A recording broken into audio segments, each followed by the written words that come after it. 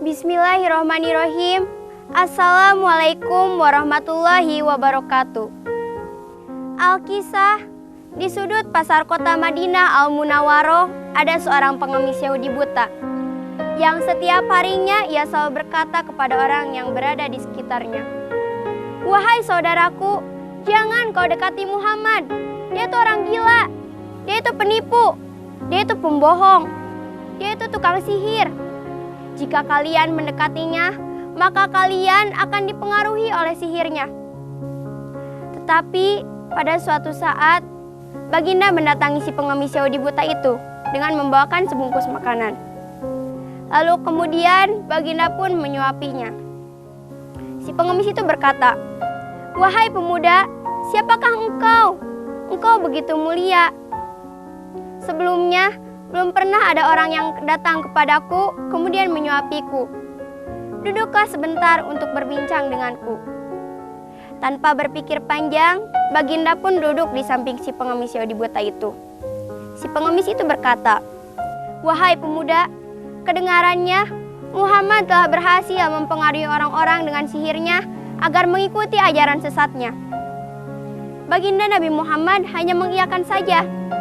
Sementara itu, si pengemis tidak mengetahui bahwa orang yang sedang berbicara dengannya adalah Baginda Nabi Muhammad. Kejadian itu berlangsung sampai Baginda Nabi Muhammad dijemput oleh wafatnya. Setelah Baginda Nabi Muhammad wafat, praktis saja tidak ada lagi orang yang mau memberikannya makanan.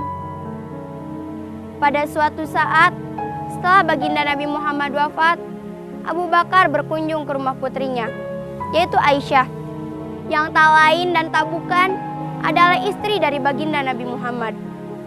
Abu Bakar pun berkata, "Wahai putriku, adakah kebiasaan Rasul yang belum aku kerjakan?" Aisyah pun menjawab, "Wahai ayahku, engkau adalah seorang ahli sunnah. Tidak ada satupun sunnah yang belum kau kerjakan, terkecuali satu sunnah saja." Abu Bakar pun bertanya, "Apakah itu, wahai putriku?" Aisyah pun menjawab, "Setiap pagi Baginda Nabi Muhammad selalu berkunjung ke pasar untuk memberikan makanan kepada seorang pengemis Yahudi buta." Singkat cerita, pada keesokan harinya pun Abu Bakar berkunjung ke pasar untuk memberikan makanan kepada si pengemis Yahudi buta itu.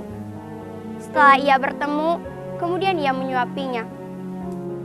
Tiba-tiba, ketika makanan itu masuk ke mulutnya, si pengemis itu berkata, "Wahai pemuda, siapakah engkau?" Abu Bakar pun menjawab, "Aku adalah orang yang biasa mendatangimu, wahai saudaraku." Tetapi si pengemis itu membantah, "Bukan, engkau bukanlah orang yang biasa mendatangiku. Orang itu adalah orang yang mulia. Jika datang orang itu kepadaku, tak susah tangan ini memegang, tak susah mulut ini mengunyah.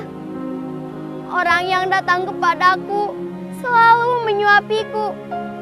Tetapi terlebih dahulu ia haluskan makanan itu dengan mulutnya, barulah ia berikan kepadaku." Mendengar penjelasan si pengemis Yahudi buta itu, Abu Bakar menangis.